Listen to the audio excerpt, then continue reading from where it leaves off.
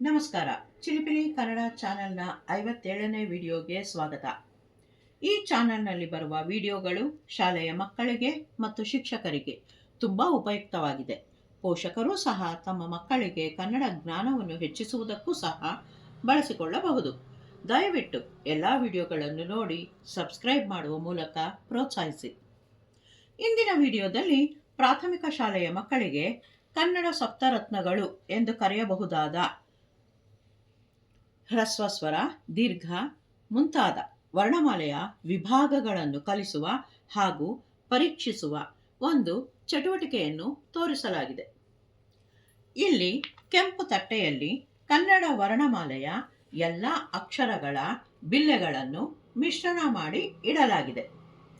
ಅದೇ ರೀತಿ 7 ಬಟ್ಟಲುಗಳ ಮೇಲೆ ವರ್ಣಮಾಲೆಯ ವಿಭಾಗಗಳನ್ನು ಬರೆಯಲಾಗಿದೆ.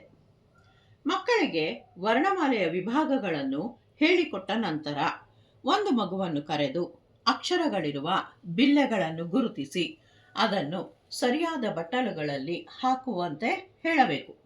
ಉದಾಹರಣೆಗೆ, ಆ ಅಕ್ಷರದ ಬಿಲ್ಲೆಯನ್ನು ತೆಗೆದು ಹ್ರಸ್ವ ಸ್ವರದ ಬಟ್ಟಲಲ್ಲಿಯೂ, ಊ ಅಕ್ಷರದ ಬಿಲ್ಲೆಯನ್ನು ತೆಗೆದು ದೀರ್ಘ ಸ್ವರದ ಬಟ್ಟಲಲ್ಲಿಯೂ, ಹಾಗೆಯೇ ಅಂ ಅನುಸ್ವಾರ ಮತ್ತು ಅಹ ಅನುಸ್ವಾರ ವಿಸರ್ಗದ ಬಟ್ಟಲಲ್ಲಿಯೂ, ಕ ಅಲ್ಪಪ್ರಾಣದ ಬಟ್ಟಲಲ್ಲಿಯೂ, ಖ ಮಹಾಪ್ರಾಣದ ಬಟ್ಟಲಲ್ಲಿಯೂ, ಅದೇ ರೀತಿ ನ್ಯ ಅನುನಾಸಿಕದ ಬಟ್ಟಲಲ್ಲಿಯೂ, ಅದೇ ರೀತಿ ಯಾ ಮತ್ತು ರ ಹೀಗೆ ಅವರ್ಗೀಯ ವ್ಯಂಜನಗಳ ಬಟ್ಟಲಲ್ಲಿಯೂ ಹಾಕುವಂತೆ ಹೇಳಬೇಕು.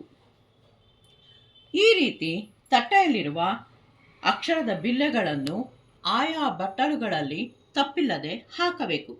ಈ ರೀತಿ ವಿಭಿನ್ನ ಚಟುವಟಿಕೆಯ ಮೂಲಕ ಮಕ್ಕಳಿಗೆ ಹೇಳಿಕೊಟ್ಟಾಗ ಕನ್ನಡವನ್ನು ಆಸಕ್ತಿಯಿಂದ ಕಲಿಯುತ್ತಾರೆ ಮತ್ತು ಜ್ಞಾಪಕದಲ್ಲಿ ಇಟ್ಟುಕೊಳ್ಳುತ್ತಾರೆ. ವಂದನೆಗಳು.